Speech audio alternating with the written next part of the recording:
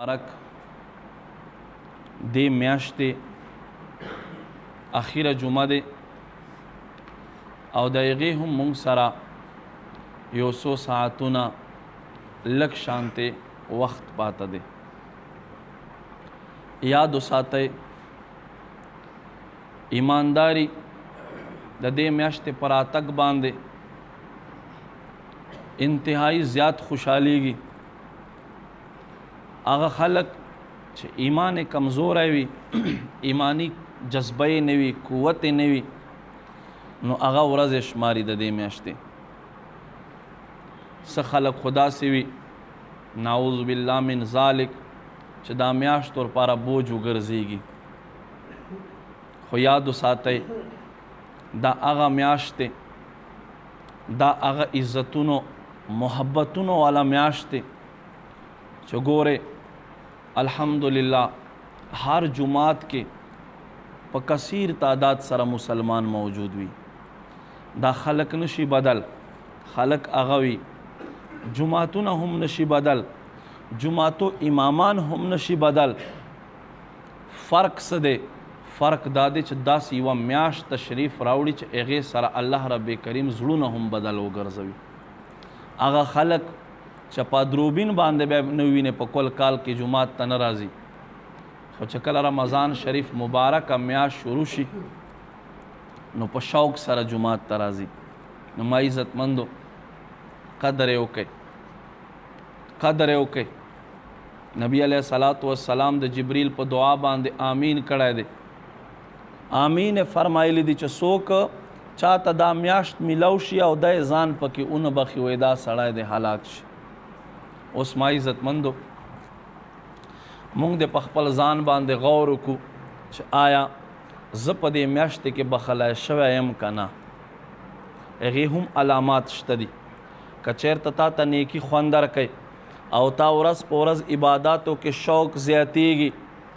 او ته په شوق سره عبادت کوي، بیا پوه شه چې الله تا نه راضي ده، ته بخلی شوی. او که چېرته مجبوري کا دوسرا نام شکریه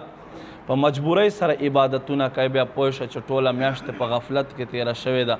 اوس هم تا سره ټایم دی، خپل ځان چې دی آخرت طرف ته کا، الله په بارګاه باندې په خشوع سره په خضوع سره خپل ځان جوکاو کا چې یا ربه میاشت خو تیریږي لګیا دی او ما ته داسې معلومیږي چې زما بخښنه به نه وي شوې. او دا زمونږه سلف صالحینو دا عادت و. حضرت عمر فاروق اعظم رضی اللہ تعالیٰ عنہ دور خلافت تے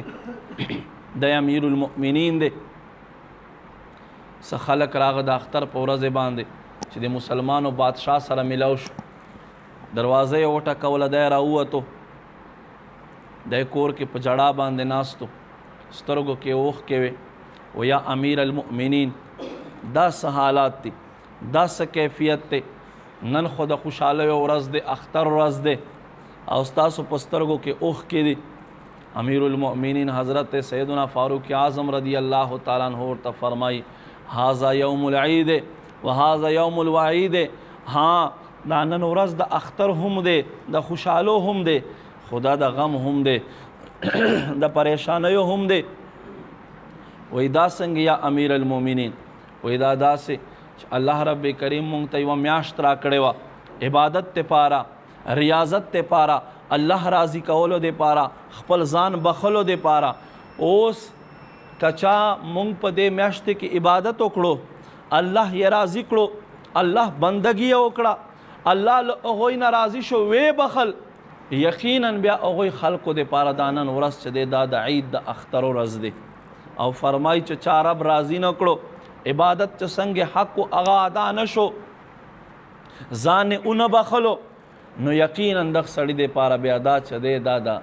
وعید د غم ورځ دی، د عذاب ورځ دی، د دپاره تکلیف ورځ دی، د دپاره د پریشانۍ ورځ دی.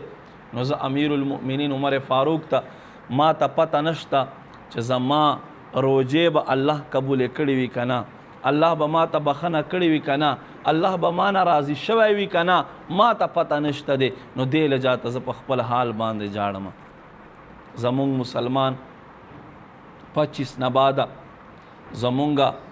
جمعتونو حالات بدل شي زمونږ خلک چا په کل میاشتې کې جمعه بازار ته نه راښکارېږي د بازار زینت وګرځېږي بازار زینت وګرځېږي دومره زمونږ د اخرنۍ روجې خرابې شي چې بازار ته به سړی ونوځي چې ګورې هر طرف ته زنانه دي چې ګورې هر طرف ته زنانه دي دا زنانه چې کومې شیزونه علي دا خو نران هم اخیستی شي نران له هغه نه پوهه هم دي نو مونږ ولې داسې نه کړو چې زنانه ورته وایي چې یاره تاسو کور کې کښېنئ مونږ به یې درله راوړو چې تاسو څه ضرورت وي چې زمونږ دا تور سارې او دا پیغلې زنانه چې ګورې بازارونو کې ګرځي او دا بازارونو زینت جوړ شوی د دکاندار هم روجه خراب شي 10 روپو دپاره بس په خورکۍ کې ټوله روجه خراب کی ولې ځکه چې پیر له خپلې مرید نه پرده دی استاد له خپلې شاګرد نه پرده دی او دا یاد وساتئ چې څنګه نر ته ښځې دپاره کتل ګناه دی داسې ښځې ته پردي نر ته هم کتل ګناه دی صرف واحد دا نه چې ښځه نر وویني او بس په مخ باندې بیا څادر راکاږي او مخ پټ کي چې نر مې ونه ویني نه دی به هم خپلې سترګې ته ساتي ښځې دپاره هم پردي سړي نه پرده دی چې څنګه سړي دپاره ښځې نه پرده دی داسې ښځې دپاره هم سړي نه پرده دی خوای افسوس نن مونږ مسلمانو حالات بدل شوي دي مسلمانو ته نصیحت کول داسې دي لکه په لختو وهل دي نصیحت نه قبلوي مسلمان بلکې الټا که ته مسلمان ته ووایې چې یاره دا کار دې غلط وکړلو نو دی چې څه دا عقل ورته وایي بس هغې پسې ځي که ته دا ووایې چې یاره قرآن کې الله صفا فرمایي لا ترفعوا اصواتکم فوق صوت النبی نبی خواته خپل آوازونه مه اوچتوئ الله فرمایي که جهر بعضکم بعضا څنګه چې تاسو خپل منځ کې خبرې کوئ ما نبی خواته به داسې آواز نه اوچتوئ ولې ان تحبط اعمالکم ولکن لا تشعرون زه به عملونه تر برباد کم او تاسو ته به پته هم ونه لګي حضرت عبدالله ابن ام مکتوم رضی الله تعالی عنہ چې دا آیت نازل شو کور کې کېنستلو 3 ورځو بعد نبی علیہ الصلوۃ والسلام حضرت ثابت رضی الله تعالی عنہ ته فرمایي سو وجه د عبدالله ابن ام مکتوم نه ښکارېږي پسې ورغه تپوس یې وکړو وجه څه دی وایي دا آیت نازل شوی دی زه خو په غوږو دروند یم په سترګو ړوند یم زه خو الله نبي مخې ته اوچت آواز سره خبرې کوم زما عملونه برباد شوي دي څه دپاره درځم مسجد نبوي وایي الله محبوب دی غواړي چې حاضر شو محبوب کریم ورته وفرمایل ته له دې حکم نه مستثنا یې ولې چې ته خو په غوږو باندې درونې نن که ته یو مسلمان ته ووایې دا نه وایي چې یاره زه ټیک شوه ما نه غلطي وشوه زه به دا شی نه کوم الټه مقصد دا د مونږ مسلمان پې باندې کلکېږو او دې ته یو بل رنګ ورکو یو بل رنګ نه دی ورکول پکار یاد وساتئ کله چې دا آیت نازل شو حضرت علی رضی الله تعالی عنہ د خپل کور دروازې نه زنجیر وباسلو او دې په ځای د کپړې ول زنجیر ولګولو وایي داسې نه چې الله محبوب ته تکلیف نه ورسېږي نن موږ مسلمانو عملونه دیزی تر ورسېدل هر یو شیز ته موږ یو دنیاوي رنګ ورکو دنیاوي لیول ته راکوزو هر یو شیز موږ په خواهش مطابق بونځو او بیا دا غواړو چې الله ما ته په سکون باندې جنت را عطا کړي جنت نه ما عزتمندو الله محبوب فرمایي کله چې تاسو بد شئ د ستاسو حکمرانان به په تاسو باندې بد راځي حکمرانان به بد راځي نن که حکمران بد دی هر ملک کې چې چیرته وي دا د خلکو اعمال دي ولې نبی علیہ السلام فرمایي اعمالکم عمالکم د تاسو عملونه د تاسو بادشاهان دي چې تاسو ښه د ستاسو بادشاهان به ښه وي نو الله محبوب فرمایي چې کله تاسو بد شئ بادشاهان به مبد شي بیا په دې وخت کې ستاسو دعاګانې به نه قبلېږي فرمایي په دې وخت کې تاسو آسمان نه د کاڼو راتګ انتظار کوئ الله له جانبه د عذابونو انتظار کوئ د اور ښکته کې دا انتظار کوئ د مخونو مسخه کې دا انتظار کوئ نن مسلمانو اعمال کم زی تر ورسېدل صرف په دې به ته خلاص شي ته راشې 2 رکعته فرضو کې مولوي صاحب پسې بس ځه صرف په دې به خلاص شي چې ته 170 روپۍ سرسایه ورکې بس ته اوس آزاد شوې نه هیڅ کله په دوکه کې پرې مه وځئ چې تر څو پورې زړه غلاظت ته صفا کړی نه خپل زړه دې منځلی نه زړه دې صفا کړی نه اسې لګیا یې په دوکه کې پروت دی نه صرف د مونځ خلاصولی شي نه د صرف روژه خلاصولی شي نه د صرف په لاس کې تسبیح اخیستي دا د خلاصولی شي خپل ځان به صفا کوي ځان به صفا کوي حلال رزق به خپله خوري خپلې خېټې ته بیا اچوي خپل اولاد ته بیا ورکوي او دې نه علاوه چې څومره الله حقوق دي قرآن کې الله فرمایي کل نفس بما کسبت رهینه تاسو هر یو نفس چې د خپل عمل په بدل کې غاڼه پروت دی یعنی الله زما او د ستا د هر چا وجودونه په جهنم کې ایښودي دي جهنم کې د په بدل کې به څه ورکوي الله ته دا مونږ غاڼه کړي دي خپل بدنونه د په بدل کې به الله ته نیک عمل ورکوي نیک عمل به ورکوي چې نیک عمل وکړي بیا به تا ته چھټکاره میلاو شي له جهنم نه نیک عمل کم دی مونږ مسلمان څه کوو ته دې روجې ته وګوره په دې روجه کې به مسلمان دوکه بازی کوي دکاندار ته چې ورشي یاره دا شیز مې په دومره باندې راوړی دی او په دومره یې تاله درکوم دا خبرې کولو ضرورت څه دی بهی ته سودا کوې به صفا سودا کوه دیړو ضرورت نشته په دومره مې راوړی اوس تاله په دومره درکوم ولې چې تا په خوله روجه دی او که تا دروغ وي نو بس روجه دې لاړه بې نوره شوه بې رڼا شوه څومره داسې زمونږ سوداګانې کېږي خو افسوس خبر دی افسوس خبر دی نن یو دې ځي ته مونږ مسلمان راورسېدو چې د عالم دین خبر په د باندې اثر نه کوي ولې وایي ماله خو الله عقل راکړی دی که نه تاله الله عقل درکړی دی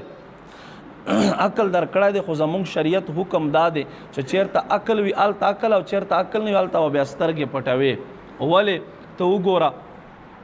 مونږ ښکته د خپې تله په ځمکه باندې ږدو خو چې مسه کوې له پاسه نه به مسه پې باندې کوې له پاسه نه ولې مسه کوې له واړو نه فضیلت وال چې دی مونځ دی خو کله چې ښځې ته مینسیز راشي مونځ ورپاره معاف دی خو که رمضان میاشت راغه او روجې په دې بیمارۍ کې ونه ساتلې دی روجو به قضا راوړي عقل خدا وایي چې د مونځ قضا وي که نه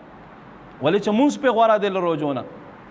خو ما عزتمندوس شریعت چېرته د عقل گنجایش ایښودی دی او چېرته شریعت د عقل گنجایش نه دی ایښودی نو مونږ ته پکار دی چې د علماو خبرو ته اهمیت ورکو اسلام طرف ته اهمیت ورکو قرآن طرف ته لاړ شو قرآن اهمیت ورکو کله چې د قرآن او د حدیث خبر راشي بیا الته مونږ عقل اسپو ته منډې نه ورکو حضرت عمر رضی الله تعالی مدینې ښځې راغونډې کړې وی ښځو تاسو چې یو نن نه بعد به ډېر ډیمانډونه نه کوئ په سادګۍ سره به واده کوئ مهر کې به ډېر شیزونه نه هلئ دا عمر حکم دی په دې کې یوه ښځه ورته پاسېده چې ښځه پاسېده هغې قرآن آیت ورته ووې قرآن آیت یې ووې الله رب کریم مونږ ته اختیار راکړی د مهر متعلق چې تاسو څومره غواړئ غوښته شي نو یا عمر رضی الله تعالی ته څوک چې مونږ دپاره ته یو حکم لګوې حضرت عمر رضی الله تعالی دا نه فرمایي چې دا ښځه راونی سر ته کټ کوي یا ته زما حکم خلاف عدولي کوې حضرت عمر رضی الله تعالی چې څنګه قرآن آیت واورېدو وایي بس ټیک دی ما قرآن آیت واورېدو بس تاسو په حق باندې چې څومره ځان ته مهر مقرروئ مقررولی شي دې ته وایي حق پسندي حق پسندي قاضي خواته حضرت علی رضی الله تعالی عنہ زیرې خبر راغه وایي ما نظیره یهودي پټه کړې ده تا نظیره یهودي پټه کړې څنګه پټه کړې ده تا سره ګواه شته وایي ها ما سره زما یو زوی حسن ګواه دی او زما غلام ګواه دی قاضي ورته وایي یا امیر المؤمنین علی رضی الله تعالی ته خپه ده دی چې په شریعت کې نه د زوی ګوی پلار متعلق قبلیږي او نه د غلام ګوی قبلیږي خپل آقا متعلق نو څنګه ته د سړي باندې دعوه کوې په شریعت کې ای علی ما ته پته چې ته دروغ نه وایې دا زیره د ستا دی خو شریعت قانون مطابق یهودی باندې تا دعوه وکړه او دعوه کې ته صحیح ثابت نشوې لہذا دا زیره هم د شوه او ورشه اوس معافي تی وغواړه ټایم دی ضایع کړی حضرت علی رضی الله تعالی عنہ چې کله ورغی وی بالکل ما ته راوغوښتې ما تا ته تکلیف درکړو زه معافي غواړم یهودي چې وکتل دا څنګه دین دی چې علی چې نبی علیہ السلام فرمای انا مدینة العلم وعلی بابها علی دا علم خار دی هغه علم خار راځي او ما نه معافي غواړي یقینا په دې دین کې خوند پروت دی لذت دی وی اول ما ته کلمه ووایه او مسلمان مې کړ دې ته نه چې زه علی یم او زما فیصلې خلاف پکېږي مونږ خو بیا دا وایو یاره زه دومره غټ عالم یم ولې ما خلاف به داسې کېږي نه هغوی خلکو کې دا شیز نشته دی هغه حق قبلونکي دي نن مصیبت دا دی، افسوس دا دی چې مسلمان کې د حق خبرې قبلولو گنجائش نه دی پاته. ذهنونه داسې سوځېدلي شوي دي، داسې مونږه دل و دماغ سوځېدلی شوي دي به چې کم طرف ته مونږ زړه غواړي بس زه ټیک یم، زما خبر ټیک دی. که دا فلانی عالم قرآن آیت وایي غلط دی، که دا فلانی عالم خبر کوي حدیث بیانوي دا هم ټیک نه دی، ولې ما خبرې ته ترجیح دی. مخکې ورځو کې یو کس ما ته وی دلته جمعات کې ما ته اعلان وکړه چابیانې رانه پرېوتې دي. میں مسلم شریف حدیث ته محبوب صلی الله علیه و آله وسلم فرمای جمعات کې چې څوک دوره کې تلاش کوي ورته وایي چې خدای دې نه کي در پیدا. زه خو اعلان نشم کولی. د ما ته څه وایي یاره جي یا د هغه دور خبرې وي، دا د هغه دور خبرې وي، دا د هغه دور خبرې نه وي. الله محبوب چې څه فرمایلی دي مونږ ته پکار ده. ایمان والو نه خدا دے اول اللہ رب کریم مونږ ته اعلان کړی په سوره بقره کې الذین یؤمنون بالغیب. دا هغه خلق دي چې په غیب باندې ایمان لري، دا خپل عقل اس په تمنډې نه ورکوي، دا خپل دل او دماغ پسې نه ځي، بلکې یؤمنون بالغیب چې څنګه دی الله او دی الله رسول حکم راشي فوراً قبلوي. پردې حکم نه و چې په کومه ورځ د پردې حکم نازل شو یوه زنانه په لار منځ کې روانه وه، بس کېنسته په لار کې کېنسته چې دا آیت نازل شو. وی اول ما ته له کور نه لوپټه راوړئ چې زه خپل ځان پټ کړم بیا به زه کور ته ځمه په برکه کې په پرده کې. دا یؤمنون بالغیب والخلق دي چې دوی په پټو سترګو باندې قرآن او حدیث قبلوي. اوس نن مسلمان چې دی مونږ مسلمان په قرآن او حدیث کې چون چرا شروع کړه، خپل ځان نه مقصد خپل اټکل نه مونږ مسلمان خبرې کوي. نو دې نه ګریز کوئ، ځان ته ساتئ. داسې نه چې زما په وجه سره زما په مینې محبت په وجه سره له خپل دین نه لاس ومینځئ، له خپل ایمان نه لاس ومینځئ او خپل آخرت ته په داو باندې ولګي. کله چې الله او د الله رسول حکم راشي بیا مسلمان شان دا دی چې خپل سر ښکته کي او په خندا سره حکم قبول کي. بهرحال ما عزتمندو مبارک ساعتونه دي، ښایسته ساعتونه دي. بلې جمعې ته به دا خوند نه وي، بلې جمعې ته به مونږ ته دا نیکۍ نه میلاویږي چې کمې نن مونږ ته میلاویږي. بلې جمعې ته دا اعتکافونه دا کیسې به نه وي. مونږ مسلمان ته پکار دی چې رمضان باندې خفګان وکړو، یو دوه سترګو نه اوښکې توی کړو چې یاره به دا عظیمه میاشت مونږ نه رخصتېږي. ته مالک تا ته پته دی چې بل کال ته به مونږ د دې خاورو له پاسه ګرځو که دې خاورو لاندې به یو. کوشش وکړئ خفګان وکړئ په دې میاشتې باندې. دې نه علاوه رمضان په میاشتې کې د روجو چې د خپلو روجو سرسیه ورکول دا واجب دي په مسلمان باندې، هم د ماشومانو له طرفه، هم د لویو له طرفه، هم د زنانو له طرفه. پکار دی چې دا ادا کړلی شي. نو هغه به څنګه ادا کیږي؟ اختر مونځ نه مخکې ورکول پکار دی سرسایه. اختر مونځ نه مخکې که اختر مونځ نه مخکې څوک ورنه کي وروسته هم ادا کیږي، خو فضیلت دا لري چې سړی مخکې ادا کړي. نبی پاک صلی الله علیه و آله وسلم صحابي ته وفرمایل، ترمذی شریف حدیث ته، چې لاړ شه مدینه منورې په کوڅو کې اعلان وکړه چې ای خلکو سرسایه په تاسو باندې واجب دی، خپله سرسایه ادا کړئ. دا څه دپاره؟ دا دې دپاره چې غریبانو همدردي وشي، غریبانو ته څه میلاو شي، او ورسره زمونږ د روجو کې غیبت په وجه سره یا دروغو په وجه سره چې کم کمی راغلی وي، کم رڼا یې ختمه شوې وي، هغه رڼا یې دوباره را واپس شي، دې له وجې نه دا سرسیه ادا کیږي. نو هغه هم تاسو رمضان په دې مبارک میاشتې کې اختر مونځ نه مخکې ادا کړئ. دې نه علاوه اختر په ورځ باندې یو څو معمولات دي، مثلا ویښته جوړول دي، نوکان کټ کول دي، زیر ناف ویښته کټ کول دي. دې نه علاوه خوشبوئی لګول دي، نوې جامې یا صفا جامې اغوستل دي. کم اختر په ورځ باندې چې اختر مونځ ته ځې نو رو تکبیر ویل دي، الله اکبر الله اکبر، لوی اختر ته اوچت اواز سره ویل دي. په یوې لارې باندې تک په بلې لارې باندې راتګ دا سنت دی. دې نه علاوه اختر په ورځ څوک چې سبحان الله وبحمده 300 ځله ووایي او بیا یې مړو ته وبخي. الله رب کریم هر یو قبر ته 1000 نوران داخلو فرمای. چې څوک اختر په ورځ باندې اختر موز نمخ کې 300 ځله سبحان الله و بحمده وایي، الله رب کریم هر یو قبر ته 1000 انوار داخلو فرمای. او کله چې دا سړی بذات خود مړ شي نو چې څومره مړو ته بخلی الله به د قبر ته د دوی ټولو مجموعه برابر داخلو فرمای. نو اختر موز نه مخکې دا هم تاسو وکړئ. اختر موز به انشاءالله